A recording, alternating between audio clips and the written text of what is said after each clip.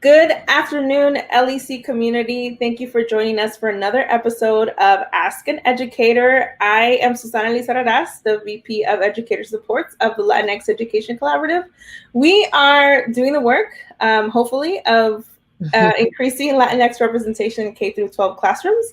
One way that we do some of that work is to show our community Latinx educators who are doing the work. And I have an amazing example here with me today. We have Lisa Garcia Stewart. Lisa, how are you today? I'm wonderful. Thank you so much for having me. I feel honored and privileged to be part of this dialogue today. Yeah, I'm excited to learn more about you. You and I only met a couple weeks ago, and so I look forward to hearing, about your journey to where you are now. Tell us who you are and what you do. Perfect. Thank you so much. Well, as you said, I'm Lisa Garcia Stewart, and I was born and raised right here in Kansas City, Kansas. Grew up in Argentine, attended Stanley and Argentine and Harmon only for a year. And then I moved to Schlegel, but I was still here in KCK and have been in education. I'm in my 28th year. I've been a classroom teacher, a program specialist. I've been a school counselor for many years and still wear the hat as a licensed counselor, still oversee counselors in the district. But part of my position, I jokingly say I still work to provide counseling services for youth, but also for adults. Mm-hmm. And of course, in my current position now, I'm the director of student services and have been in this position since 2010. You know, when we have Kansas City, Kansas people on our show, y'all are very proud. Kansas City, Kansas. Mm-hmm. And I always have to like joke and be like, I'm on the Missouri side. Yes. I gotta like throw that in there and just keep the beef alive, I love it. Listen, my dad and his family were from the West Side, so mm-hmm. I get it. I could really say I could toggle and have roots in both, but both have strong, I think, representation of who we are as Latinas. And mm-hmm. And I think our pride comes right from being a dot, right? I'm proud to be born and raised right here in Wyandotte County, mm-hmm. but it's who we are as a family. And we grew up with, I was just sharing that with a colleague just a few minutes before we went live, just about how all of our families, the Latino families, knew each other, knew the children. And we're all still connected in that way in Argentine. And there isn't anyone that didn't know anyone. We all had a hand in either being influenced or raised, right? People could certainly redirect or reprimand if children were doing what they're supposed to be doing. And there's pride in that. And my great-grandparents came from Mexico to first Toledo, Ohio, and then specifically moved to Argentine. And so mm-hmm. I mean, the roots in Argentine and in Wyandotte, the Latinx roots are run really deep. And so I get it. I get the pride, and I get what you're talking about, right? Like you have families who knew each other, and it's part of you talking about your great grandparents. Like that's part of a lot of times the immigrant story, right? Like you move to where you have family or where you have friends, and they're finding jobs and they're finding educational opportunities. So it's no mistake that you have kind of these hubs of Latinos in neighborhoods like the Argentine. So well, to kind of kick us off, and maybe that story will include your great grandparents or not, but tell us about your leadership story. Who you are, who you were as a student, who you are as a professional, your upbringing, anything that you want to share with us to credit where you are today. Sure. So it's actually timely because tomorrow is my grandmother's birthday. May she rest in peace. But she was such a strong influence in my life. And so I'm a third generation of immigrant family. And my grandparents, my great grandparents, when they left Mexico, moved to Toledo, Ohio to farm, right? And they also did some other things around, certainly related to our community, our culture and tradition. So we had musicians in the time of that era where they were living in Toledo when they were farming. But my great grandfather got sick. And that time you didn't have the opportunity or access for medical care, right? So he passed away of pneumonia. My great grandma Carmen picked up her family for the opportunity for employment for people that she knew to Argentine. And all of my grandmother's siblings, my great uncles who worked for the Santa Fe Railroad. And my grandmother went to Clara Barton, which was a school for only Latinos at that time. And my grandmother's name was Trinidad, but at the time that she entered school, they changed it to a more American name, and Lena is what they called her. And at that time, Mexicans could only go to school until they were 12. So at the age of 12, my grandmother had to work. She ended up marrying my grandfather. But education was important to her, and really self-education, right? Because she could only go to school until she was 12.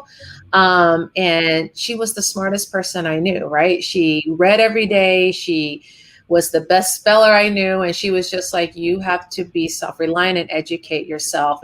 And so that part was just really instilled in us at a young age. And I'm sure you can relate, but I thought everybody had the privilege of living with their grandmother. So my grandmother lived with us, and my uncle and my mom and all my tios were paternal figures in my life. And so they had such a strong influence with a hard work ethic, integrity, discipline, and really treasuring and having an attitude of gratitude. The entire 70 plus years that my grandmother lived, I never heard her complain, even up until the moment she passed away. Wow. She just valued hardworking. She valued and appreciated if you had a job, and she just never complained, and she never spoke negatively about anyone else.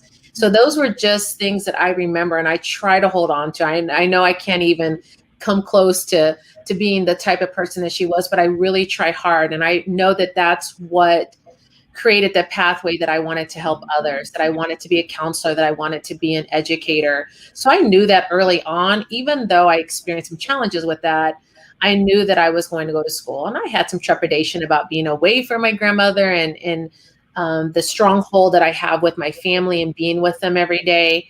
But that's really what set the path and the course for me to know that my grandmother worked hard. She worked clear up until 62 before she retired. And I just knew that that was the example I wanted to follow. I wanted to make sure that I was a hard worker, that I was a good person, that I was kind and still valued family. Because as much and as hard as my grandmother worked, she always made sure that you are true to your family, that you remember that you come home, that you still are having dinner with your family, all of those things that she instilled in me. And obviously food was a big part of who we are culturally. And so we always had dinner together. We still try to, as much as we can here in our later years. Fridays was a big deal to go out to eat. You know, we cooked during the week, and then on Fridays we went out to eat. And those are things, obviously, that I feel like she was just here yesterday, and she has passed away, you know, many years ago. It was in 2010. So that's a long time, but that's what set the course for me, and just knowing how important it was to really be the best version of yourself that you could for your family. Yeah. I was kind of fangirling when you, I don't know if that's the right term, but when you talked about your uncles and your grandma's brothers working on the Santa Fe Railroad, and then her going to Clara Barton. I mean, you hear about that here in Kansas City, and that historically being, you know, the roots of particularly Mexican people here in Kansas City. So when you said that, I was like, whoa, you know, that's some real rooted Kansas City history right there. Yes, it is. It is. And it stays with you because it's really shaped who I am. And I was the first person, the first female person, the first of the youngest to even go to college. And, you know, especially for my mom, my brother went, he was 5 years older than me, but it was just different for females in my culture than it was for males. And so that was important too. And now I see it all the time. And I wonder, like, how come I didn't know their story? Like, I was kind of struggling by myself, being afraid to leave, to go to college. And I still have my same childhood best friend since third grade. And we talk about kind of where we were and how far we come, not forgetting where we're rooted in. It's so important, but understanding how probably or hopefully our story could maybe impact someone, because certainly we didn't, and you never fully arrive, right? You hope you're an ongoing learner, but you and how people influenced you along the way. Yeah, it's a big reason when right before we got on live, we talked about like the purpose of the show, right? And it's a big reason why we continue to do Ask an Educator. We kind of pivoted to online live streaming and stuff last year. We were on live stream almost every day. Mm-hmm. And we've kind of adjusted these days because people are more at work now, or in person. But we've kept Ask an Educator, and that's why, because to hear, I mean, there's somewhere along the way, I'm sure someone's going to hear this live stream of you, third generation, and referring to your grandma and to the railroads and all of that, right? And that being an inspiration to someone else. And you saying, like, you being the first female in your family to say, look, I'm going to go to school, that resonates with a lot of people in our community, right? Where did you it sounded like maybe you went off to school. Is that the case too? Well, not that far, but I think at the moment it probably felt like that. I attended Emporia State, but never leaving like your family. Like I didn't go to overnights unless it was family. Like people came to our house and we were always with our family, or even my best friend's family, which was an extended version of my family. But I went to Emporia State, which is just, now I realize it's 2 hours, a good hour and 45 minutes away. But having never left home at 18, it seemed a million miles away. And it was a cultural shock, right? I grew up and attended church with everyone that looked like me, right? Everyone on my block looked like me. My Theo lived across the street. All of my friends looked like me. And so when I went to Emporia, it certainly had a significant impact. And I stayed actively involved. I was involved in HALO. I was president for a year of the Hispanic American Leadership Organization. I was there.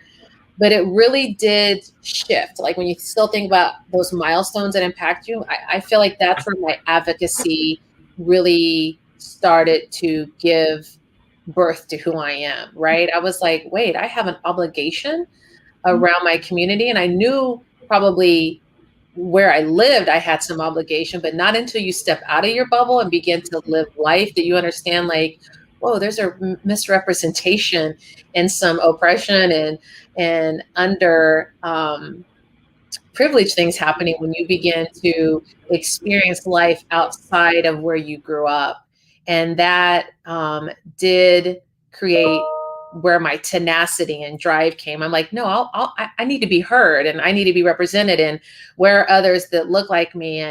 And my prior, on the heels of me going to Emporia, I did have an educator remind me of who I was. And I used to think that it really was a negative experience, but I really have used it to say, you can be whomever you want to be, in spite of what others may think about you, right? And I had this teacher that I really did have profound respect for, but told me that I would find it difficult to go to college, right? That people that look like me got married and had kids. And I was devastated at that time at 17 years old, and did require affirmation from my family. I was like, wait, why am I going again? Like, I've been working hard and having these honors classes and prep classes, and I knew I was going. I knew I wanted to be in education, but whoa, wait, like this teacher just reminded me like who I am and where I live. And I'm like, should I be going?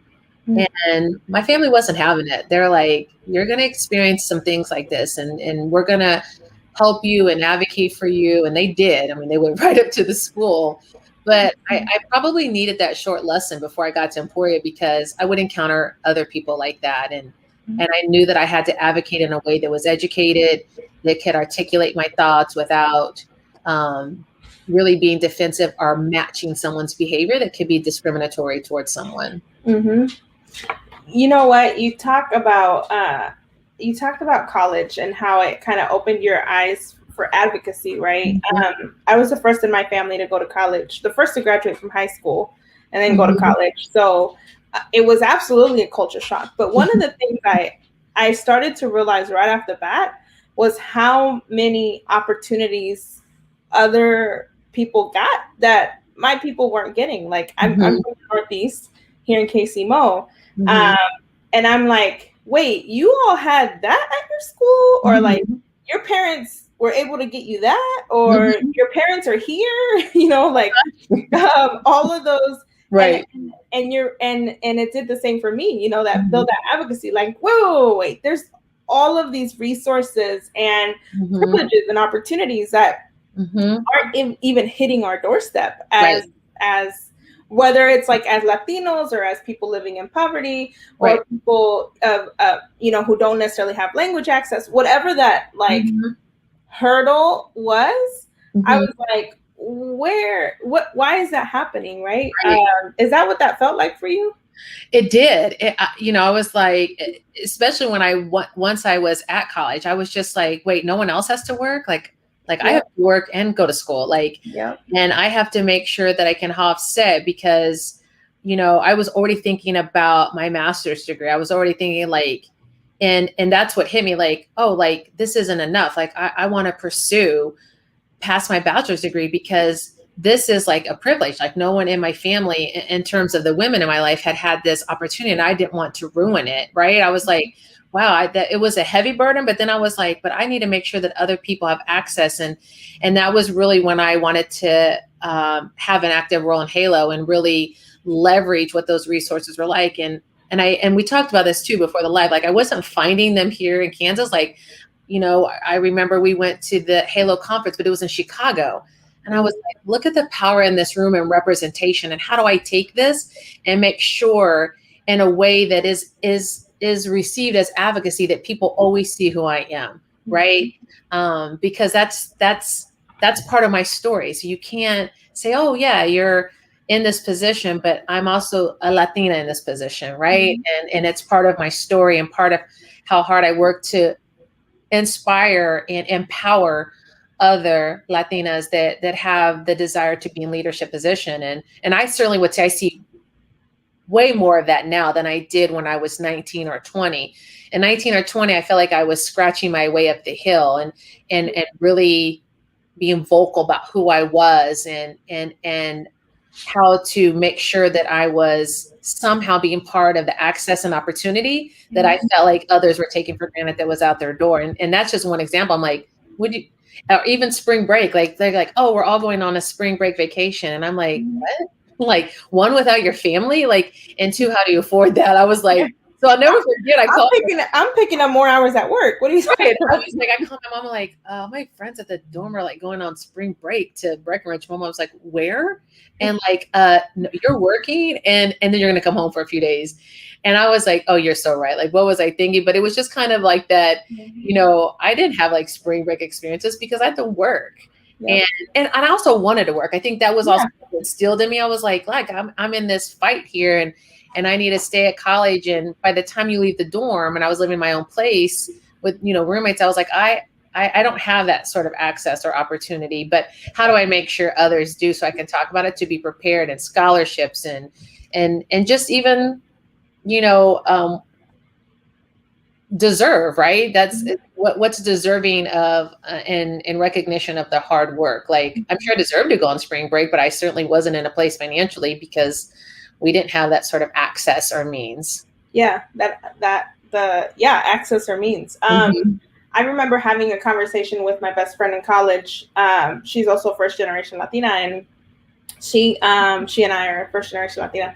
And we were sitting in her car, and she had this car payment for the first time ever. And it was just, I mean, car payments are really expensive, right? And it was the first time she and I had like this experience with car payments. And we were talking about, you know, the people we were going to school with and how their parents had bought them cars to go off to college with and all of these things. And we were like, we have to pay this car. And it was like we have to pay this car off, you know?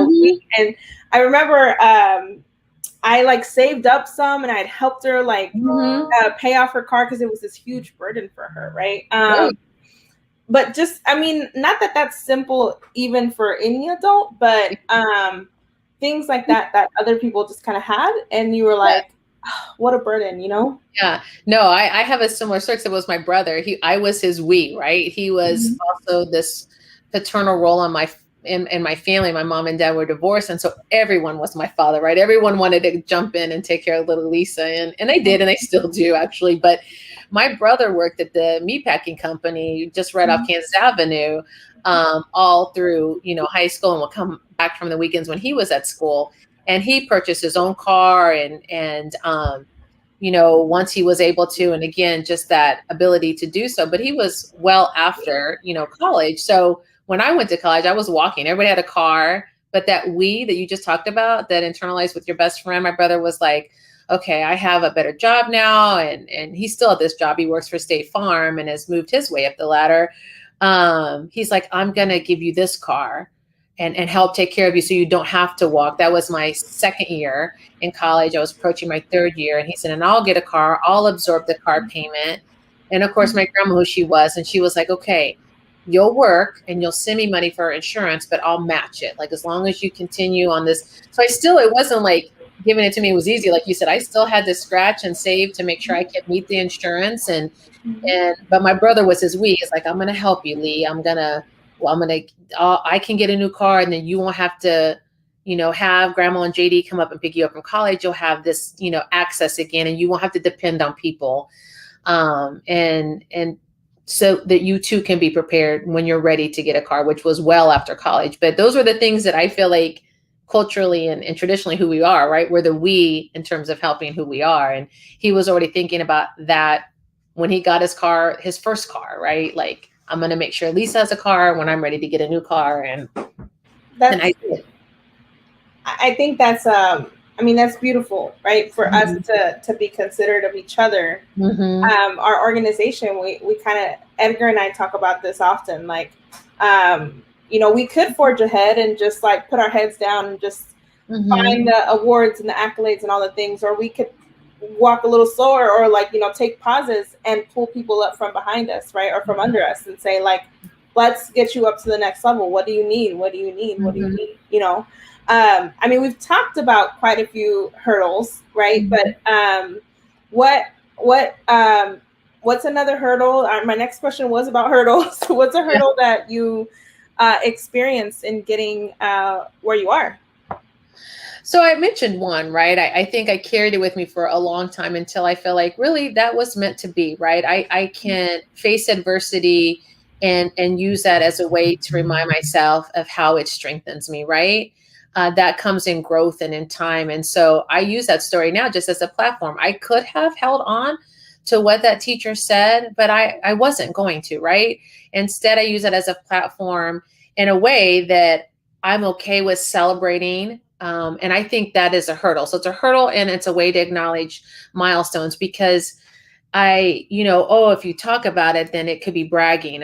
But really so you have to be okay to be comfortable in celebrating who you are and holding other women up or other Latinos together, so that you can move forward or go slow or bring the next person up. And so I not only after that teacher told me, that I would be better off getting married and having kids. And isn't everyone doing that where you grow up in Argentina, and never went to college? I did. But then after that, I went on to earn my master's of arts and education, my master's in science and school counseling, my district administration for leadership. I didn't stop. And that's why I changed the trajectory of my story. I'm like, no, this propelled me. Like, I wasn't ever going to settle. And so the barrier was like, it's okay to celebrate who you are and the milestones and share them with people, because it could encourage someone that maybe is also feeling some discouragement, and that I was the only one to, not now, there's many other cousins beside me, to go to college, and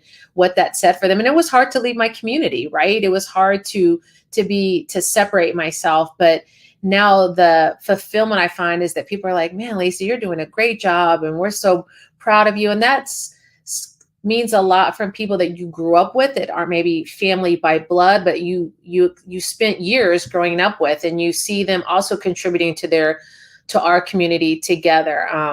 And I had the opportunity to leave Emporia. I didn't immediately return back home. I went to Wichita, Kansas, and I was a teacher there from 1994 to 2000. And then I did decide to come back home, as my family was, and my brother was in Wichita. So it wasn't like I was there alone. He was there. He's like, come here. And family was important. He was having children, and I wanted to be right in the middle of the lives of his kids, which I was and am. He has 4 amazing children, and I was their tia, and I wanted to be there for all of their births and be connected to them. And so I came back home after that. His job moved him again. And so I didn't want to go to Tulsa. It's where his next job. So I said, I'm going to come back on home. But I left and also went to Omaha for a couple of years. And that experience and that certainly was a rich and fulfilling experience too, because I had always been in Kansas, and not that Omaha is that far, but I worked for Omaha Public Schools. I was a school counselor at Omaha South, and then Millard Public Schools, where I was there for a couple of years, recruited me, and it was a suburban school district. And I needed to be stretched, and I needed to experience that outside of my bubble. And I was an elementary counselor there for 3 schools. And it just reminded me that I had just as much to contribute, even though it's certainly there weren't any other people that looked like me, specifically in the field that I was in. But I learned, I embraced that as that I'm ready to share who I am and what I can bring, what assets I have. I was stronger and probably a little bit more mature to share that. And that's a barrier of growth, right? That it's not tooting your horn. It's not that you're being too prideful or bragging, but you have something to bring to the table. And I was willing and in a place to say, what can I learn from a community that's not diverse, or school district that's not diverse, that has access to all of these resources that teaching in Wichita and in KCK, they're limited, right? Mm-hmm. And so those are triumphs, but also hurdles that I had to be willing, because I could have stayed at South, which was probably 95% Latino, the South High School when I was in Omaha, to say, you have this opportunity and you could dismiss it, even though I'm sure they were needing to fulfill status quo.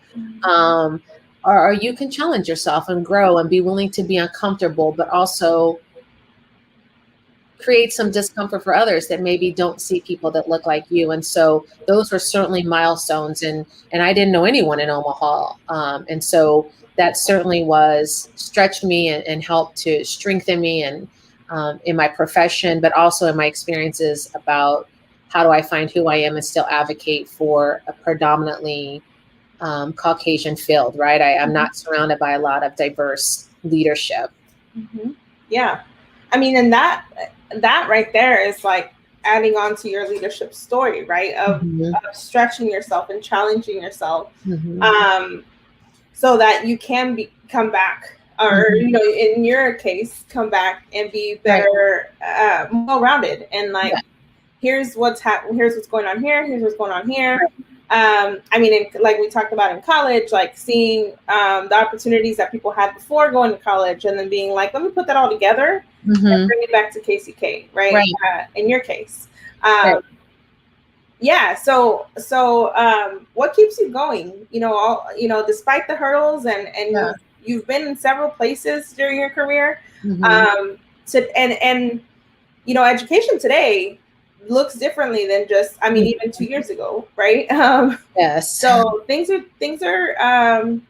in transition right now, I think, in education. Right, for sure. Pros and cons. What keeps you going despite the hurdles and the struggles? Right.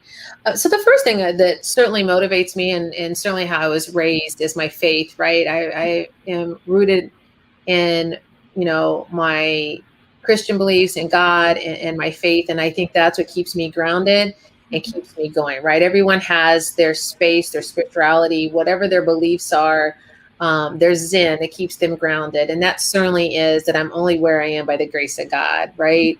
Especially when you think what hurdles are strife or things that had to strengthen you. Those are things that keep you going. But the other piece is my family, right? Like I was in Omaha, I came back. I wanted to specifically be back in KCK and USD 500, where I was born and raised.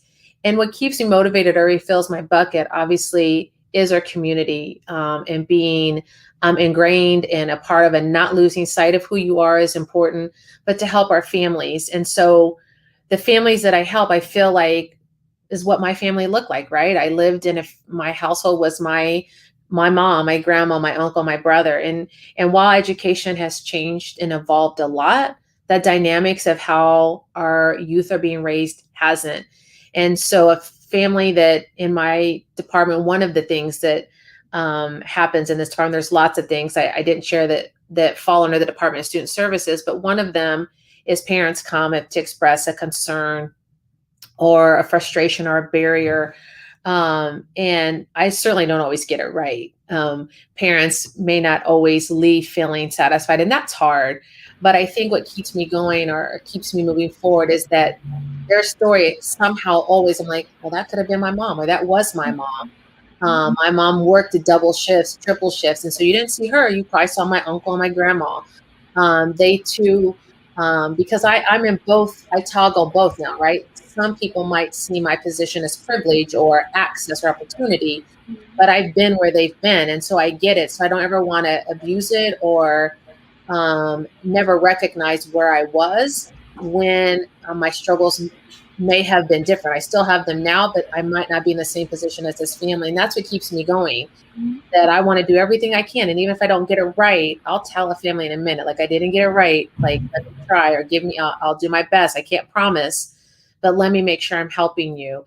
And that I'm not entering into those conversations with misconceptions or judgments, because part of my advocacy or part of my story, especially about Latino families, I'm like, hey, parents want to be involved, but the story or narrative you're creating is one you could create about me. You never saw my mom unless she was hot, unless she was upset and she had to come in and feel like she had to fight for me about something that was happening. You saw my grandma, or you saw my uncle. We didn't have a car. Maybe we had to take the bus, or maybe I didn't have money for that field trip, or my permission slip was late because my mom overslept because she got home from the hospital late. Parents want to be involved. We have the most amazing parents, and we're all doing the best we can in these circumstances. But my mom may have been someone that didn't regulate herself because she was tired and she was doing the best she could to raise two kids. And so that's what keeps me going, to make sure I'm doing what I can for families. And I know I don't always get it right. And now I'm on the other end, right? There's policies and rules and all those things, but I do whatever I can in the best way I can to help our families. And that's what keeps me going, because I remember I was there, and I'm still there, just in a different position. And I don't want to take that for granted. Yeah. We had the privilege of talking to some kiddos at schools yesterday and today. And I mentioned the fact that my mom was undocumented when I was growing up. And so we have to take situations like your mom's and my mom's into consideration for why they may or may not be as active in schools, right? It was intimidating that a security guard was at the door when she came to our school, right? And it was intimidating that she didn't have access to the English language. And so, right, like those things that are very naturally going to be barriers to someone being being super comfortable with going to our student schools, like you said, not making the assumptions. And some of that comes from having those experiences, right? It's a little bit about why the LEC does the work that we do, knowing that there are Latinos that have similar experiences, especially when you go back and serve the community where you grew up and where you live. The experiences overlap. And so students hearing stories like yours and then seeing you in this position, perhaps that they see as like, hey, I can make it, I can get there too. Now the struggle with that is that there aren't very many Latinx educators, especially here in Kansas City. We've done that research as an organization. And not only that, we're the one of the fastest growing demographics of educators in America. We're also the quickest to leave after only an average of 3 years. And I'm talking classroom teachers here. Right. Why do you think that is? And what could we be doing better as a society? Right.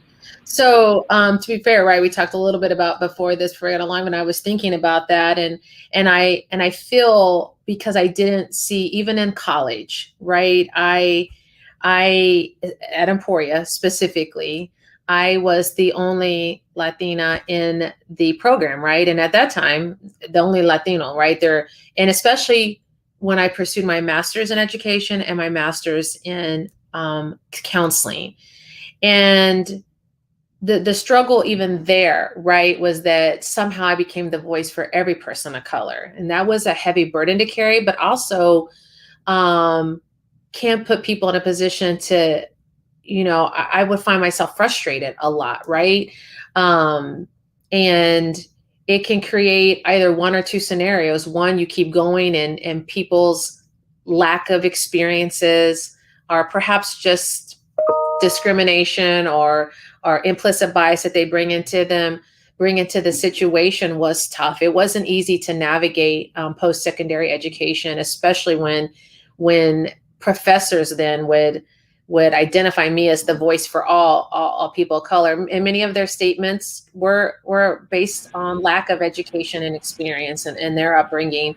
But when you're young, like, it was hard to navigate. And so I think that plays a part, right? When you're thinking about specifically in Kansas or the metro, when you enter into a program where you don't see people that look like you, and where is your place that you refill your bucket when you're depleted, and especially when you're going to enter into a conversation where they're always going to look to you like, well, how do you think that, what would Mexicans say in this, or Hispanics say in this situation, Lisa? And I'm like, well, listen, I represent that community, but can't speak for everyone. Right. And so I feel like that's one part, right? And of course, the market value, competitive salaries, but I also, the isolation part, right? I certainly want to attribute Jackie to making Rodriguez the connection for us, and not, because you can be isolated in education, not knowing what's happening in the community per se at the grassroots level and what other organizations are doing. And so I certainly give Jackie the credit for her advocacy, for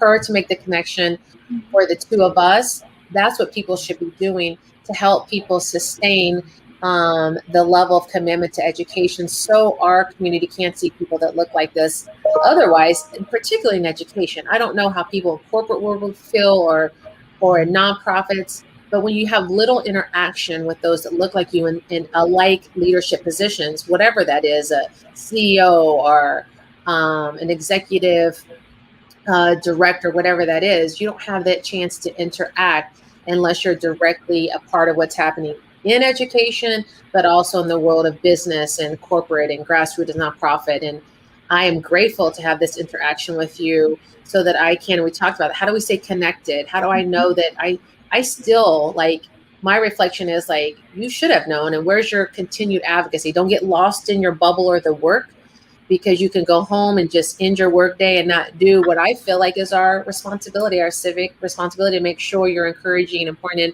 to young people. Because I had a mentor tell me, you're committed to working yourself out of a job. You should always be looking for the next Latino to build up, to be the next director, to make sure that you're doing your part. Like, I don't want to just stay here, right? I hope that someone else that's smarter and better than doing what I did in this position will certainly fill these shoes as people move on. And so I hold that true to what she poured into me about how you really give back to the community. And so I look forward to how our relationship will blossom and how I can give back into not just going home after a long day's work, but I have an obligation and my responsibility to share my story, but also to give back, to continue to give back to my community. Yeah. I mean, and that responsibility is on us as an organization as well, right? Making sure that we're as accessible as possible, because as a former teacher and educator, I know what the day looks like. It's from the time you hit the office or the classroom to the time you leave it, and beyond, right? Mm-hmm. And so as an organization, that's our responsibility as well. But I mentioned to you before we came on live that I told Edgar when I joined the team, the LEC team, I was like, as a teacher, I was doing all of the work that I see now being in the nonprofit world. I see that all of these nonprofit organizations are doing. I was finding food resources for my students. I was finding clothing resources for my students. And then I walk into nonprofits like, oh my gosh, there's all these organizations in Kansas City actually doing this work. But you're right, that isolation, right? Being a classroom teacher, being, in a school district, right. You get into your bubble, into the culture of that district, and it's boom, boom, boom. You gotta. Right. Because it's different education. You didn't have like a lunch period to go network or have a lunch meeting or go visit an agency. You get maybe 20 minutes, and it's kind of the same here. I mean, I'm involved in some civic boards, and that's great. But it's still not the same level of collaboration that one would hope for, because you're here during a school day. Yep. And you're isolated, and that's so true. Mm-hmm. Yep. But like you said, definitely let's stay in touch, because the demographics in your district, I mean, not only because of that, but KCKPS is largely Latinx, the students and the families that you all serve. I appreciate the work that you're doing, for sure. And I appreciate the work you're leading, and inspired, for sure. Thank you. The feedback's always welcome for how we can be better. So feel free to give that feedback. To kind of wrap up, which I'm a little sad about, because I learned a lot about you, and I'm glad that we got connected. Shout out to Jackie Rodriguez. She's a really good friend of mine. She's amazing. Yes. She really is. Yes. She really, really is. I'm excited about the contributions she's bringing to KCKPS. She has a lot of amazing strengths, so that's exciting. So lastly, if you had one thing that you wanted the students and the families that you serve to walk away from knowing, what would that one thing be? I really think it's to not let anyone influence or write your own narrative, right? That I think that we all will and continue to face barriers, adversity, but you can be and do anything you want to do or be. And I know that sounds so cliche, but I think about what I said at the beginning about the values around hardworking and just pushing forward that my grandmother instilled in me are true. And sometimes access and opportunity will open for you, and sometimes you have to knock the door down. And so that tenacity and that withedness and fighting for your community and who you are, or if you're the first person to graduate high school, or you're the first person to go to college, that withedness to stick with it. And it may be hard, and you may have some exits along the way. Maybe it doesn't take 4 years, maybe it takes 5 years, but still do and be who you want to be. And regardless of any people you encounter on the way that have their own implicit bias or discrimination or their own thoughts about who we are as a community, use it as only a stepping stone to say, okay, you'll only be one of many people. They don't represent, like we don't, they don't represent every view of every person that you encounter. And you might just have an influence or an impact on them by sharing who you are. And so that stick with itness, that hardworking, and to know no one can determine your outcome or the path that you're on. No one can stop you, right? We can get on our own way sometimes, but no one can stop you. Yeah. And that there are people like you, like Jackie, who are reaching back and who are pulling people up. I think that would have been very comforting to know in some days in college and in, my job search and everything, knowing that there are people who, there is going to be that percentage of people that are like, I don't know that she can do it, right? And then there's going to be the percentage who are like, girl, I don't know if you can do it, but I got you. Like we're gonna figure this out together. Right. And I love that, right? Like, I always check me, remind me, don't leave anyone behind and don't be complicit, right? Don't just be silent about help who we need to help in our community to get where they need to be, and don't forget where you were, or where you've come from, and just because of where you are now, because in a moment you could be back to where you were, right? Life happens, you could have a death of a spouse or be sick, and you might not, or you could lose your job. I mean, look at how education was. I wasn't sure where we would land after being remote for a year, and would we ever return, and in what position? And so, yeah. So I love that too, how we can still really be committed to pouring into others. Yep. I love that. Well, Lisa, I appreciate the time you gave us today. We thank you so much for the work that you're doing. It's very important work. And like we mentioned a couple times, stay in touch and let us know how we can support you. Absolutely. Thank you so much. I appreciate the opportunity. All right, LEC community, you heard from Lisa Garcia Stewart from KCKPS today. We'll see you next week for our next Ask an Educator. Thank you, Lisa. Thank you. Bye.